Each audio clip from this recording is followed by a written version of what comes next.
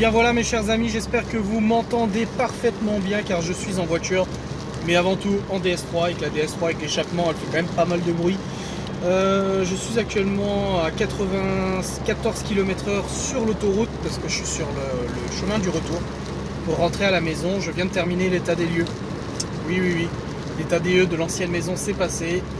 Très bien, avec le huissier, tout s'est très bien passé, pas de problème, tout a été notifié, les problèmes, etc. Un huissier qui avait l'air quand même vachement surpris des problèmes dans la maison qui n'ont pas été résolus. Enfin bref, je vais pas épiloguer sur l'état des lieux, quoi qu'il en soit, je suis très content. C'est une étape qui est passée, définitivement finie. Cette maison, c'est plus d'actualité. Et je me suis dit, tiens, sur le chemin, je vais vous faire une vidéo, j'ai quelque chose à vous dire, mais en fait, je sais pas ce que je vais vous dire, j'ai tellement de choses à vous raconter que je sais pas quoi vous raconter, vous voyez. J'ai la voiture remplie de colis, de lettres, machin, que j'ai récupéré à la boîte postale. Boîte postale qui est fermée, attention, cette boîte postale n'est plus valide. On va la changer, on le mettra sur la chaîne YouTube de Maeva et la mienne, la nouvelle boîte postale, donc n'envoyez plus rien, ce n'est plus d'actualité. Trafic ralenti, prudence. Ah. Vous participez avec moi au bouchon entre Nancy et Épinal, c'est super. Là je vais rentrer à la maison, mais avant je vais passer vite fait aux courses pour acheter du pain de mie et tout ça, parce que c'est ce qui nous manque vu qu'on a fait l'emménagement samedi dernier. On n'a pas eu le temps d'aller faire les courses et il nous manque quand même pas mal de petits trucs. Ouais, j'ai cru qu'elle allait me rentrer dedans la main derrière, elle s'est rabattue à 2 cm de mon pare-choc. Enfin bref, ouais, emménagement samedi dernier, nous sommes actuellement mercredi, c'est ça, mercredi, oui. Nous sommes mercredi et ça fait bizarre, hein, ça fait bizarre parce que maintenant il n'y a plus d'ancienne maison, il n'y a plus cette maison qui nous avait quand même... Voilà, je vais pas revenir sur le sujet, mais j'en avais parlé dans une vidéo, c'était quand même une maison qui pour nous était assez importante. C'était un peu la maison la reconstruction de notre vie professionnelle, etc. Mais voilà, emménagement fini, cette maison est finie, encore plein de cartons à ranger, plein de choses à ranger. On sait que ça va se faire progressivement de toute façon avec les semaines à venir. On va pas non plus, de toute façon on n'a pas plus de 24 heures dans une journée pour travailler, donc on peut pas tout faire tout de suite. Donc je sais qu'il y a des gens qui disent quand est-ce que vous allez faire ça, la peinture de Chloé et tout. On fait comme on peut. Le mur contrairement à la chambre de Libye, la chambre de Chloé, à part la peinture qui n'allait pas, qui n'était pas de notre goût, la chambre était en super état. Tandis que la chambre de Libye, on avait quand même un mur qui était décollé, les plaques de reconstruction étaient décollées. On a dû détapisser, retapisser, poncer, repeindre par-dessus, refaire le plafond. Vraiment le plus gros du travail c'était la chambre de Libye, donc on a mis la priorité. Mais la chambre de Chloé ça arrive, pas d'inquiétude, de toute façon ça sera fait en temps et en heure, vous inquiétez pas. Je suis un peu flou, je sais pas si c'est l'objectif qui est dégueu ou pas, non même pas. Non, ouais, bref. Là on a encore toute la cave à ranger avec Maeva, buanderie, enfin première buanderie, deuxième buanderie, on a pas mal de trucs à stocker, on reçoit le nouveau frigo demain, donc on va pouvoir bazarder le vieux frigo qu'on nous avait laissé, parce qu'on n'en a pas besoin, on n'a pas besoin de 3 frigos qui tournent, déjà ça consomme pour rien, en plus il est vieux, et ça serait inutile, on a assez de place pour tout. On doit ranger ces 2 buanderies, on doit aussi déplacer tout le tas de bois. En fait actuellement le tas de bois il est dans une pièce accolée au garage, et dans cette pièce on voudrait en fait que ce soit la pièce des enfants, où ils vont pouvoir stocker leurs vélos, leurs machins, leurs trucs comme ça, les craies, les jeux, on va leur mettre des étagères avec tout ce qui sert à dehors, les pistolets à eau, les trucs comme ça, parce qu'on ne veut pas que tout soit dans le garage, et ça serait dans cette pièce là, et le bois qui est dans cette pièce, on le transpose et on le met dans un endroit qui n'est actuellement pas utilisé, c'est un renfoncement si vous voulez, je vous montrerai dans un de mes vlogs à l'occasion, mais tout sera déplacé là en fait, tout le bois sera déplacé ici, et je dois appeler une entreprise pour faire rentrer du bois avant cet été. C'est beaucoup plus cher si tu le fais rentrer avant l'hiver, donc autant le faire rentrer maintenant. Mon père m'a dit 5 stères ou 10 stères, je sais plus combien, comme ça au moins on aura du bois pour l'hiver prochain. Dans ce sous-sol pour l'instant, à part un gros coup de nettoyage et de rangement, on va pas y faire plus de choses. Maeva veut essayer de le carreler, elle veut voir avec une entreprise pour carreler le sous-sol et peindre les murs et tout ça, plus clair en fait si vous voulez, parce que là c'est gris un peu, c'est peint, mais c'est gris un peu foncé, là, faut éclaircir un peu tout ça et puis mettre du carrelage. Carrelage ça risque d'être un peu difficile parce que le sol c'est de la dalle, des vieilles dalles, donc c'est pas droit, il faudrait refaire une chape et tout. Je sais pas, on verra ce qui est possible de faire, mais c'est vrai qu'un sous-sol carrelé, tout ça, ça donne un peu plus envie, ça fait un peu plus moderne. On verra bien, c'est pas dans la priorité. Dans la priorité des choses, je dois contacter une entreprise pour le portail, car le portail actuellement est manuel. On a une clé qui nous permet de l'ouvrir, mais après il faut l'ouvrir avec une barre, ouvrir les deux portes du portail. Je roule actuellement sur les... Je sais pas si vous l'entendrez, mais en fait j'ai dérivé un tout petit peu, ça freine devant. Bref, on doit automatiser ce portail. L'ancien propriétaire voulait le faire, finalement il l'a pas fait. Il venait pas souvent à la maison, donc je pense que ça le dérangeait pas, mais c'est vrai que quand tu sors la bagnole, c'est chiant de sortir la voiture. Ouvre le portail, sortir la voiture, redescendre la voiture, refermer le portail. Là, tu fais bip, merci, tu sors, bip, tu rentres. Et puis même quand il y a des amis qui viennent, tu appuies, ça fait rentrer, et puis merci, au revoir. iWalk ne se barre pas, il reste là, il n'y a pas de souci. Donc vraiment, pour ce portail, je vais contacter une entreprise rapidement pour le faire automatiser, soit avec un très gros vérin en soudant le milieu, soit avec 2 vérins pour les 2 portes. On verra ça, mais on va installer ça très rapidement, à mon avis avant l'été.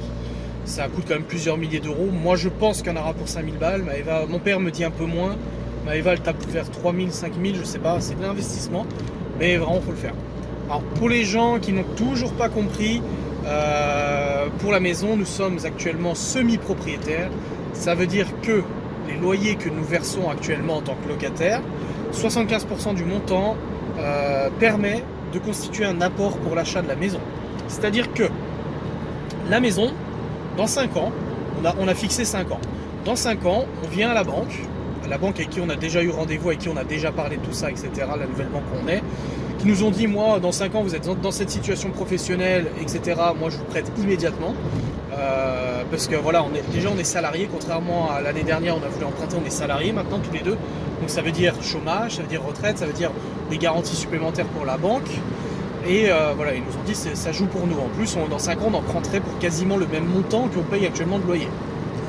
Donc dans 5 ans, on vient, toc toc toc la banque, oui bonjour, j'aimerais emprunter pour définitivement acheter cette maison. Là, actuellement, on a signé chez le notaire des papiers pour l'achat de la maison, mais contrairement aux propriétaires, nous, on n'est pas engagés. C'est-à-dire que nous, si dans 2 ans, on veut se désister, ça ne coûte rien, on continue d'être locataire, merci, au revoir. Cependant, si le propriétaire se désiste, il nous doit de très grosses indemnités qui n'ont absolument aucun intérêt d'être versées, sinon lui faire perdre de l'argent. Donc dans 5 ans, on vient, toc toc toc, on veut acheter la maison. Alors, on veut acheter la maison, bon bah frais de notaire, blabla et tout ça. Et du montant total va être déduit tout ce que nous, on a payé en loyer, 75% du loyer qu'on paye. Donc tout ça va se déduire du prix de la maison. Donc on va se retrouver avec une maison moins chère que ce qu'on a signé, nous, sur le papier. Et moins cher, du coup, que si on l'avait acheté tout de suite, si on avait pu le faire. Donc, l'intérêt derrière, c'est que le banquier voit que pendant 5 ans, tu as payé tes loyers à date fixe et correctement. Donc, il se dit, bon, bah, cette charge de loyer ne leur aura jamais posé problème. Donc, je vois pas pourquoi ça changerait quelque chose. Et de l'autre côté, ça permet aussi de payer moins cher, du coup, parce que si on emprunterait le montant total sans apport, là, actuellement, bah, ça nous coûterait beaucoup plus cher que notre loyer. À ça, on va peut-être rajouter un apport personnel pour rebaisser encore les mensualités et puis arriver à quelque chose qui nous convienne parfaitement. Je sais pas, on verra. Quoi qu'il en soit, rien que ces loyers mis de côté, de toute façon, viennent en déduction du prix de la maison. Pour le propriétaire, il y a des avantages fiscaux, des avantages qui sont quand même non négligeables. Je ne vais pas rentrer dans les détails, mais en tout cas pour lui, c'est tout à son avantage de faire comme ça. Parce qu'une maison à ce prix-là, parce que c'est une maison qui coûte quand même beaucoup d'argent, une maison à ce prix-là, tout le monde ne peut pas forcément se l'acheter, il faut être réaliste. Nous-mêmes, on ne peut pas se la payer là actuellement, à part se foutre un crédit à 3500 balles sur le dos par mois, c'est hors de question. Même si on pourrait, c'est hors de question. Donc c'est un intérêt parce qu'ils savent que les gens sont semi-propriétaires, ils investissent dans la maison dans l'hypothèse de l'acheter. Je me vois très mal dans 5 ans, à part gros problème, comme je dis à Maëva, dans 5 ans, 99% des situations on l'achète, à part un gros problème.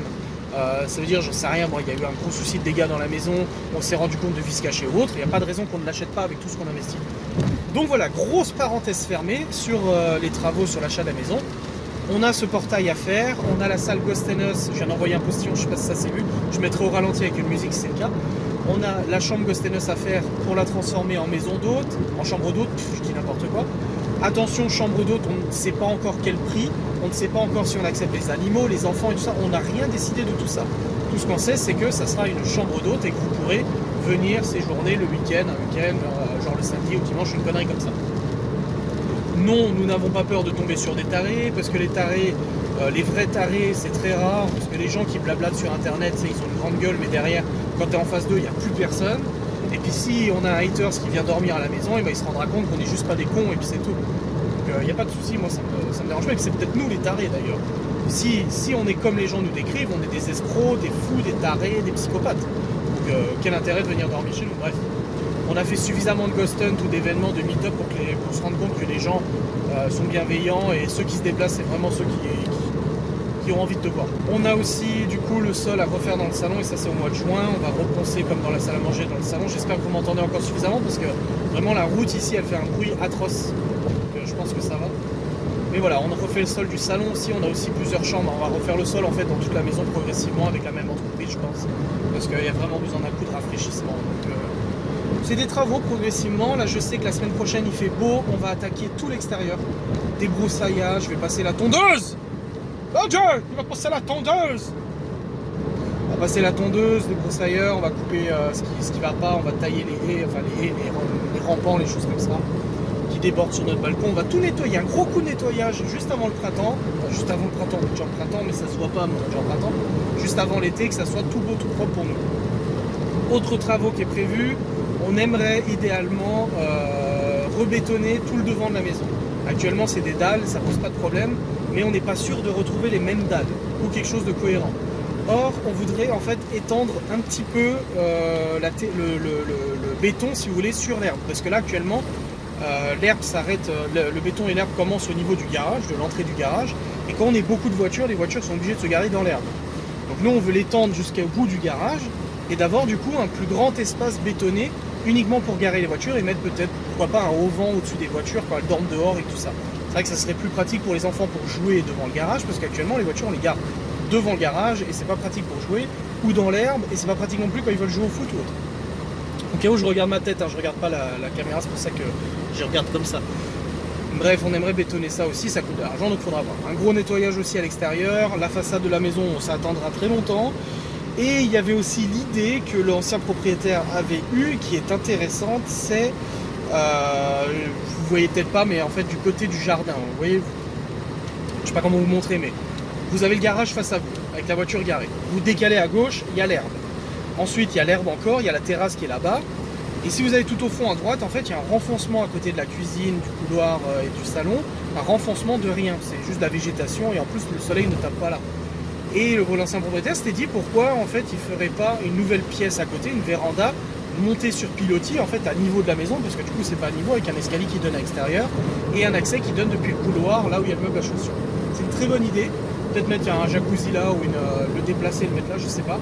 Mais voilà, ça c'est un projet par contre qui coûte beaucoup d'argent et peut-être qu'il sera fait dans 10-15 ans, j'en sais rien. De quoi l'avenir sera fait, mais c'est une alternative et c'est une possibilité aussi. Donc voilà, je vous ai parlé un petit peu des travaux et de ce qu'il fallait faire dans la maison. Je ne sais pas comment je vais nommer cette vidéo, mais j'espère qu'elle vous a plu. Je vous remercie de l'avoir regardé. N'hésitez pas à commenter, à poser vos questions, j'y répondrai avec plaisir. Je vous fais des bisous et à tout bientôt, hein.